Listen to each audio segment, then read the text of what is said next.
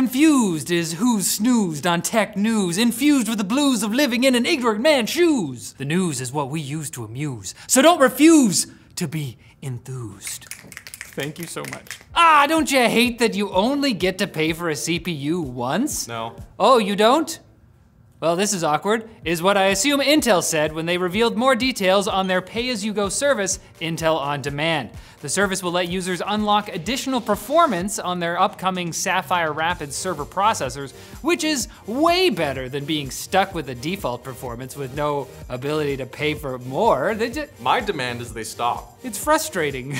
Sapphire Rapids already has its work cut out for it in the battle with AMD's apparently excellent EPYC Genoa platform. Genoa. And I can't imagine this will help. But offering customers the opportunity to pay to use the product they already paid for is so hot right now that Mercedes-Benz is doing it too. Das Automaker, I think that's the other one, announced a $1,200 per year subscription service to access the max torque and acceleration their electric vehicles can handle.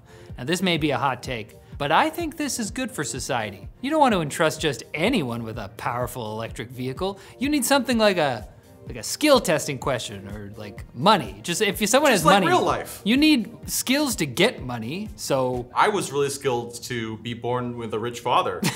In a huge win in the war against humans, Meta has created an AI that excels at the board game Diplomacy, a strategy war game known for its negotiation phases of forming and betraying alliances with other players and forming beneficial strategies. Seems like part of the standard AI toolset we're going for here.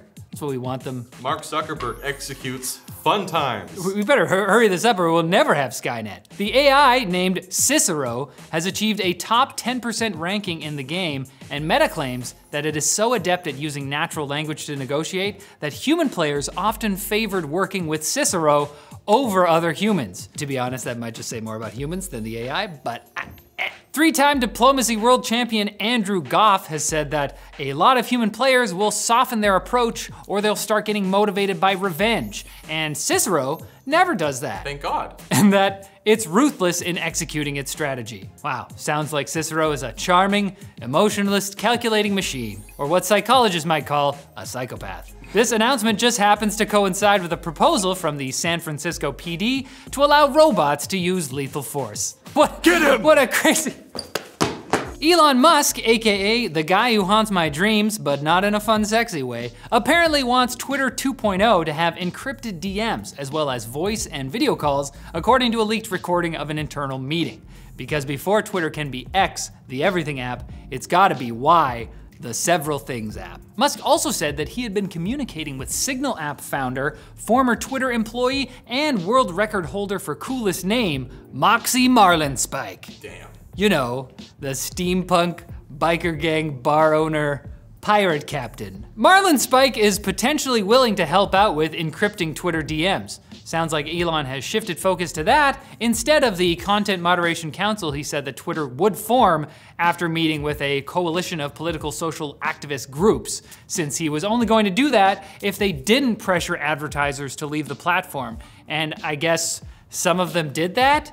So no moderation anymore, except to stop impersonation. Activists who attended that meeting, such as Jessica Gonzalez, have said that they never actually made an agreement like that, although they may have been impersonated. Man, that bot problem on Twitter is even worse than Elon said it was. Ooh, so many Jessicas. Now it's time for Quick Bits, brought to you by Vessi. Soggy sock season is sadly upon us, which means it's time to put those boat shoes back on the shelf. Vessi sneakers are made with Dymatex, a waterproof material that will keep your feet warm in the winter and cool in the summer, offering you reassurance when the weather report can't.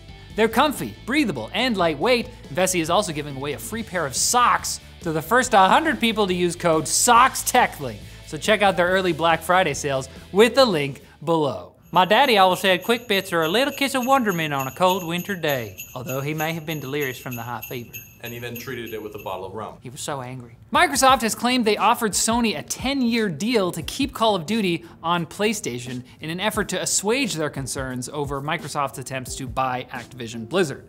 Sony may still be skeptical though. Apparently Team Xbox has been using the fact that Nintendo does just fine without access to Call of Duty as an argument for why their deal should go through, while seemingly missing, or avoiding, the fact that Nintendo has a very different market than PlayStation. Nintendo is for children, while Call of Duty is for racist children who claim to sleep with my mom. It's 2022, Riley. They also claim to sleep with my dad. In yeah, that makes sense news, Apple and Google are being investigated by the UK's Competition and Markets Authority, or CMA, over their dominance in the mobile browser market, which is apparently a combined 97%. Which is, if my experience in grade school is anything to go by, a score that's only obtainable by cheating. The agency also wants to look at Apple's control over cloud gaming, since apps like Xbox Game Pass are unavailable through Apple's App Store and can only be accessed in Safari. Oh, I guess Microsoft doesn't like being on the other side of a browser monopoly. Oh my, that was a good one. Microsoft dropped. Smart home company Eufy might not be a good guy.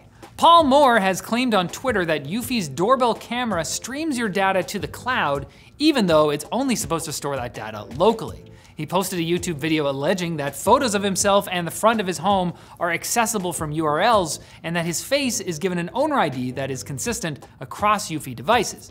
But hey, it's on sale for Black Friday, and you can't say no to a deal. In this economy, I love being spied on for cheap. it's something you can sell. New York Governor Kathy Hochul signed a measure into law that will create a temporary pause on new permits for fossil fuel power plants that house proof-of-work crypto mining operations, a first for the United States. Apparently the state has attracted mining companies because of its abundance of former power plants and other sites with unused electrical infrastructure.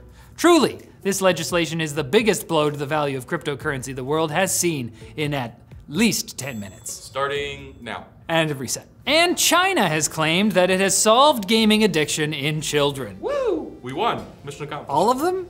The Beijing government has previously called video games spiritual opium. Opium for ghosts. And so, since August 2021, children in the country have been banned from gaming for more than 3 hours a week. A report has been filed in the country showing that, astonishingly, 75% of young gamers now play for less than 3 hours a week. How do they accomplish that?